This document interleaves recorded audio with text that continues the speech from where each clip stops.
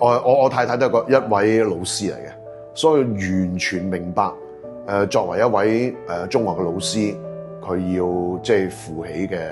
責任。一方面佢要照顧屋企啦，我成日都話屋企有三個仔啦，一個大仔我啦，另外仲有兩個男仔啦嚇，都係佢要照顧。但係佢返學校嗰陣，其實佢除咗教書之外，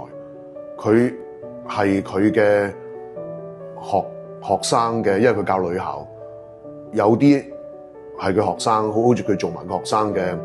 即係嘅屋企嘅媽媽，甚至有啲大都係好似做佢姐姐咁樣，即係幫佢哋咧係即係解決好多嘅問題，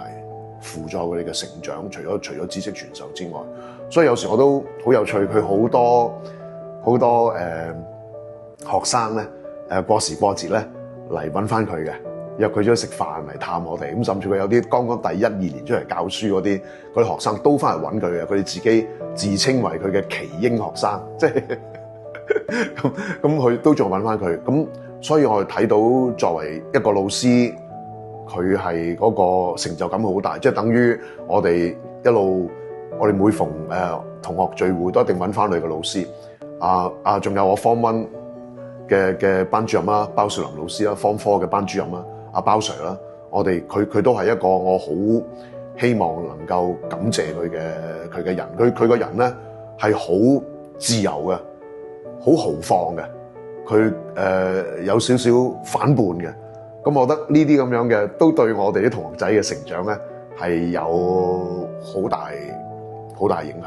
咁所以我哋有活動嗰陣，舊年前年我都仲同阿包 Sir 做咗佢，幫佢做80華誕啊！咁係好開心嘅。咁呢個老師嘅呢個嘅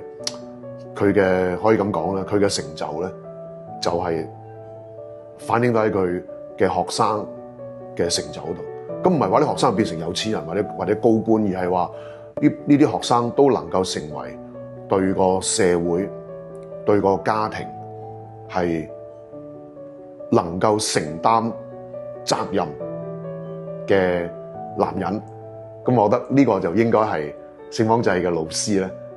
佢哋一個最大嘅位置。